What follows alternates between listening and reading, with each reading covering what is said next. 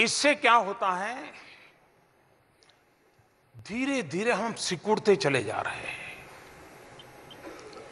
Technology हमें अगर सिकुड़ देती है, हमें नैरो बना देती है, हमारी सोच भी बड़ी नैरो बन जाती है, तो शायद हमें जीवन को बहुत बड़ा नुकसान होगा।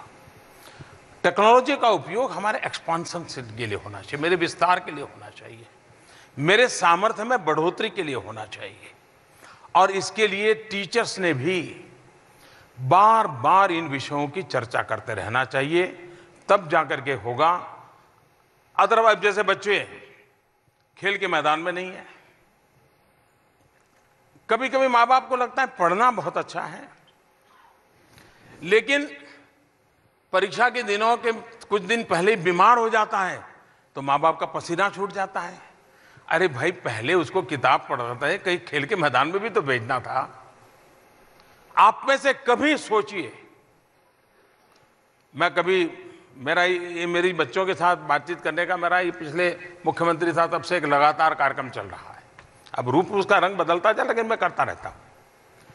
मैंने देखा है कि मैं कभी बच्चों को पूछता था कि कितने बच्चे हैं जिनका दिन में 4 बार मेहनत करने के कारण पसीना आया है शरीर पे। आप हैरान हो जाएंगे, गांव के बच्चे भी कहते थे नहीं, ऐसा तो नहीं होता है। अब ऐसी कैसी जिंदगी? हंसना खेलना खुले मैदान में, ये जीवन का हिस्सा होना चाहिए, और वो एक नई ऊर्जा देता है। और इसलिए टेक्नोलॉजी का सही उपयोग कैसे हो, मैं स्वयं टेक्नोलॉजी बहुत शक्तिशाली मानने वाला व्यक्ति हूं। मैं खुद इसका उपयोग आज भी, जो मैं दुनिया के इतने देशों के साथ और देश के लोगों से बात कर रहा हूं, उसका कारण टेक्नोलॉजी का उपयोग है। तो एक ही चीज के 2 अच्छे पहलू होते हैं, एक किसी को बहुत सीमित कर देता है तो दूसरे को बहुत विस्तृत कर देता है।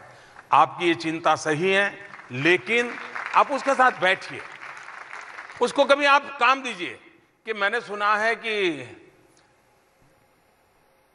नॉर्थ ईस्ट में एक ऐसा चावल पकाते हैं, देखो बेटा टेक्नोलॉजी में जरा ढूंढ के मुझे बताओ कैसे बनता है वो चावल। तो उसको लगे